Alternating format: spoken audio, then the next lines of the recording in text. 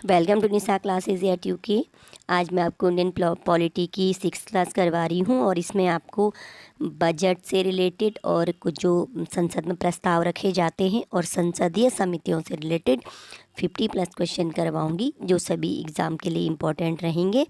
और अगर वीडियो अच्छा लगता है तो आपसे लाइक ज़रूर कीजिएगा और वीडियो को स्किप मत कीजिएगा अगर आप अपना मार्क्स एग्ज़ाम में कंफर्म करना चाहते हैं तो चलिए वीडियो स्टार्ट करते हैं। भारत में बजट कब प्रस्तुत किया जाता है? तो ये किया जाता है 1 फरवरी को।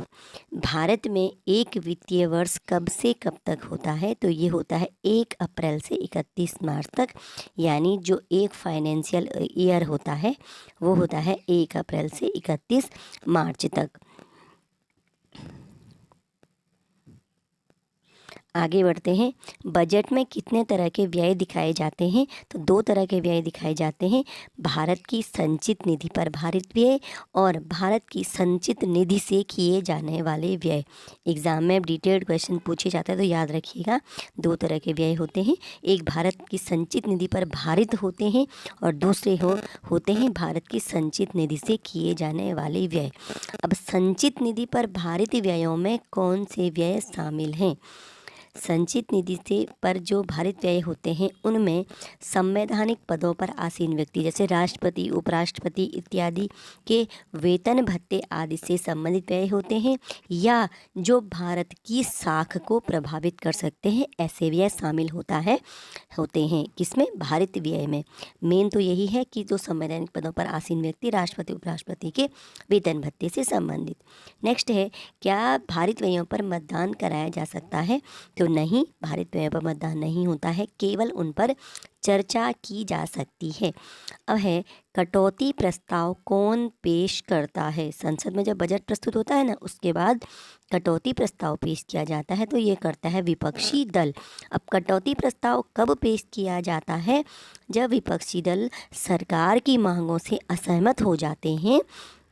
बजट मांगें होती हैं तो बजट मांगों में जब सरकार की मांगों से विपक्षी दल जब असहमत होता है तो कटौती प्रस्ताव पेश किए जा सकते हैं। क्या संचित निधि पर भारित व्यय के संबंध में कटौती की मांग की जा सकती है? तो नहीं, भारित व्यय में कटौती की मांग नहीं कर सकते हैं। अब देखते हैं कटौती प्रस्ताव कितने प्रकार के होते हैं। तो 3 प्रकार के होते हैं। नीतिगत कटौती प्रस्ताव जो सरकार की नीति के प्रति कटौती दिखाते हैं, आर्थिक कटौती प्रस्ताव मांगी गई राशि के प्रति असहमति जताते हैं, और सांकेतिक कटौती प्रस्ताव में क्या होता है, सिर्फ अपनी असहमति का प्रदर्शन करते हैं और इसमें जो मांगी गई राशि है उसमें केवल 1 रुपये की कटौती की बात की जाती है। और नीतिगत कटौती में तो ये होता है कि आप सरकार की पूरी की नीति से असहमत हैं, आप नीति को हटाने की बात करते हैं। और आर्थिक कटौती है कि अगर आपने जो राशि मांगी है सरकार ने, पूरी की पूरी राशि के प्रति आप असहमति जताते हैं तो इसे आर्थिक कटौती कहते हैं। आर्थिक कटौती में जो मांगी गई राशि है अनुदान की, उसे 100 रुपये तक करने के लिए कहा जाता है, जबकि सांकेतिक कटौती में केवल 1 रुपये की कटौती की बात की जाती है। तो इस प्रकार कटौती प्रस्ताव 3 प्रकार के होते हैं, नीतिगत कटौती प्रस्ताव, आर्थिक कटौती और सांकेतिक कटौती। संचित निधि में से कोई भी राशि कब निकाली जा सकती है? जब विनियोग विधेयक पारित हो जाता है संसद में, तो संचित निधि से राशि निकाली जा सकती है। और ये किसमें मेंशन है? आर्टिकल 114 में विनियोग विधेयक की बात की गई है। विनियोग विधेयक किस प्रकार का विधेयक है? तो यह एक प्रकार का धन विधेयक है। हम पहले वीडियो में बता चुके हैं धन विधेयक और वित्तीय विधेयक के बारे में। संचित निधि की चर्चा संविधान के किस अनुच्छेद में की गई है? तो आर्टिकल 266 में।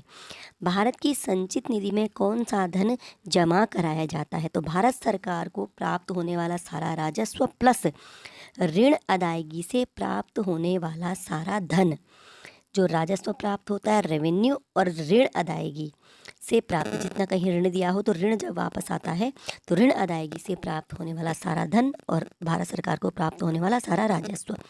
भारत सरकार के सभी खर्चे कहाँ से किए जाते हैं? तो भारत की संचित निधि से किए जाते हैं। अब है, भारत की आकस्मिकता निधि संविधान के किस अनुच्छेद से संबंधित है? तो ये है आर्टिकल 267 अनुच्छेद 267। आकस्मिकता निधि की स्थापना कौन करता है? तो संसद आकस्मिकता निधि की स्थापना करता है। आकस्मिकता निधि किसके अधिकार में रहती है अथवा इस निधि से धनराशि निकालने का अधिकार किसको है? तो यह अधिकार है राष्ट्रपति को।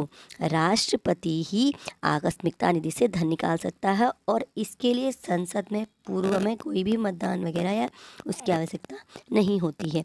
भारत में साधारणतः वर्ष में कितनी बार संसद के सत्र आयोजित किए जाते हैं? तो 3 बार किए जाते हैं।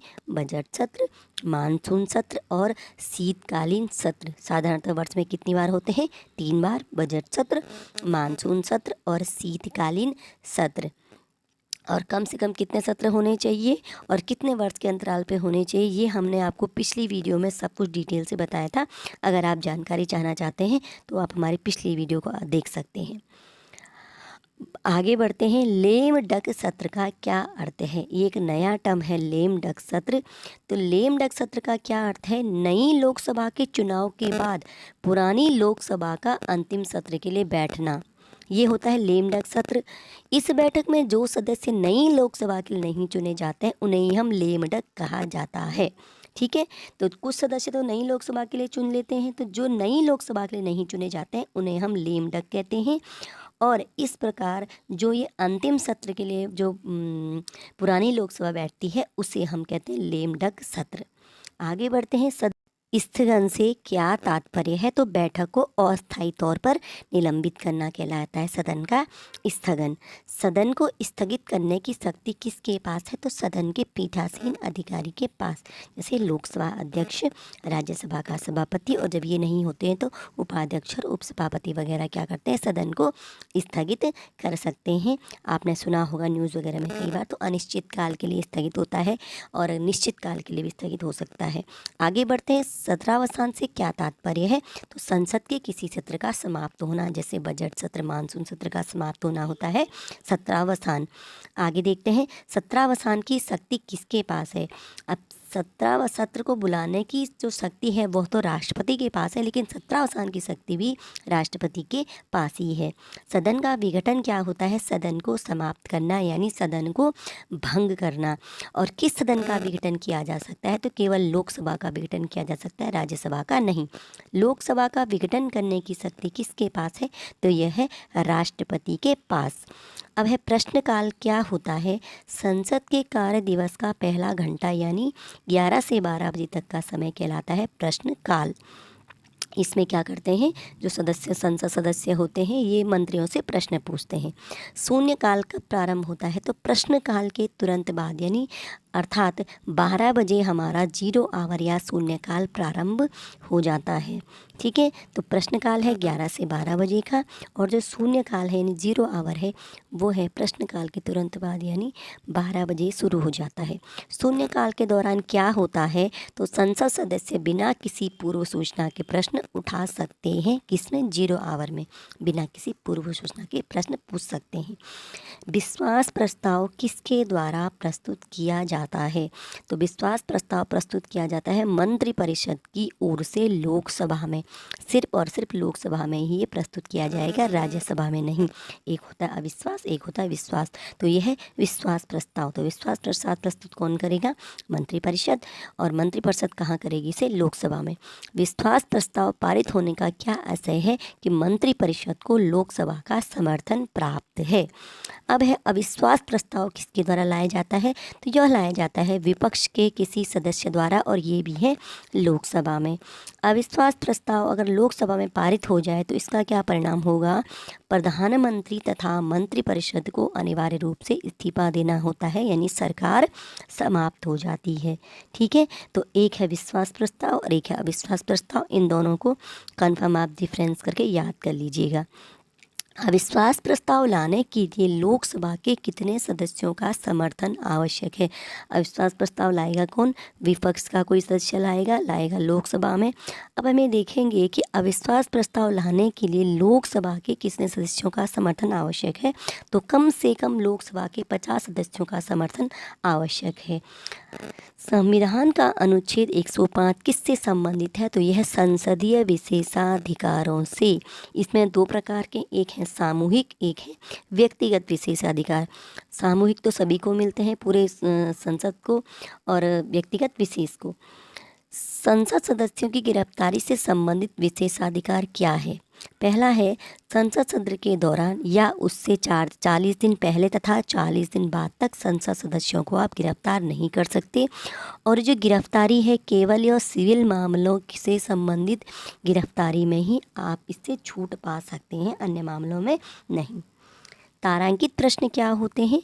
जिनका उत्तर, जो प्रश्न पूछे जाते हैं सदन में, उनका उत्तर ये था मौखिक रूप में, ठीक है। तो जिन प्रश्नों का उत्तर मौखिक रूप में दिया जाता है और इनके पूरक प्रश्न पूछे जाते हैं उन्हें हम कहते हैं तारांकित प्रश्न। यहाँ पे ये टाइप मुख्य हो गया था तो आप इसको करेक्ट कर लीजिएगा मौखिक रूप में, ठीक है, ओरली। जिन प्रश्नों का उत्तर मौखिक रूप में दिया जाता है और जिनके पूरक प्रश्न पूछे जाते हैं उन्हें हम कहते हैं तारांकित प्रश्न। दो तरह के होते हैं, एक तारांकित और अतारांकित। तो तारांकित तो आप ध्यान रख लीजिएगा मौखिक रूप में पूछे जाते हैं, लेकिन अतारांकित प्रश्न वो होते हैं जिनका उत्तर लिखित रूप में दिया जाता है और इनके पूरक प्रश्न नहीं पूछे जाते हैं। आगे बढ़ते हैं। संसदीय समितियां कितने प्रकार की होती हैं? 2 प्रकार की, स्थायी समितियां और अस्थायी या तदर्थ समितियां, ठीक है। एक है तो स्थायी और एक अस्थायी या तदर्थ।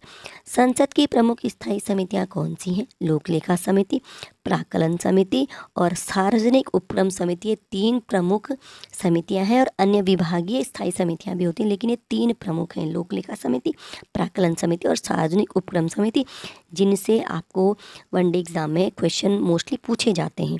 लोक लेखा समिति में कितने सदस्य होते हैं? 22, तो 15 + 7, ठीक है। नेक्स्ट क्वेश्चन देखते हैं। लोक लेखा समिति में राज्यसभा से कितने सदस्य होते हैं? तो 7 सदस्य राज्यसभा से होते हैं। तो जो 15 + 7 में 7 राज्यसभा से हो गए, जो 15 सदस्य बचते हैं वो होते हैं लोकसभा से। तो दूसरा क्वेश्चन इसमें क्या हो गया कि लोक लेखा समिति में लोकसभा से कितने सदस्य होते हैं? 15 और राज्यसभा से 7। लोक लेखा समिति का अध्यक्ष कौन होता है? तो विपक्षी दल का, सरकार का नहीं होता है, बल्कि विपक्षी दल के सदस्य को लोक लेखा समिति का अध्यक्ष बनाया जाता है। क्या मंत्रिपरिषद का कोई सदस्य लोक लेखा समिति का सदस्य बन सकता है? बिल्कुल भी नहीं। अब है प्राक्कलन समिति का दूसरा नाम क्या है? तो इसका है स्थायी मितव्ययिता समिति। प्राक्कलन समिति में कितने सदस्य होते हैं? 30 होते हैं और ये सभी सदस्य क्या होते हैं? लोकसभा से होते हैं। अब आगे बढ़ते हैं। प्राक्कलन समिति में राज्यसभा से कितने सदस्य होते हैं? जब 30 सदस्य में से सभी लोकसभा से होंगे तो राज्यसभा से एक भी सदस्य नहीं होगा। प्राक्कलन समिति का अध्यक्ष किस दल का होता है? तो ये होता है सत्तारूढ़ दल का, यानी जिस दल की सरकार होती है। सार्वजनिक उपक्रम समिति का गठन पहली बार किसके सुझाव पर किया गया था? कृष्णा मेनन समिति के सुझाव पर 1964 में। ये क्वेश्चन एग्जाम में बहुत बार पूछा जाता है, इसलिए यहाँ पे ये डाला गया है, आपके लिए याद कर लीजिएगा। सार्वजनिक उपक्रम समिति में कितने सदस्य होते हैं? इसमें 22 होते हैं, 15 + 7। लोकसभा से होते हैं 15 और जो 7 बचते हैं वो होते हैं राज्यसभा से। अगर आपको वीडियो का PDF चाहिए तो हम PDF का लिंक आपको डिस्क्रिप्शन में दे देंगे।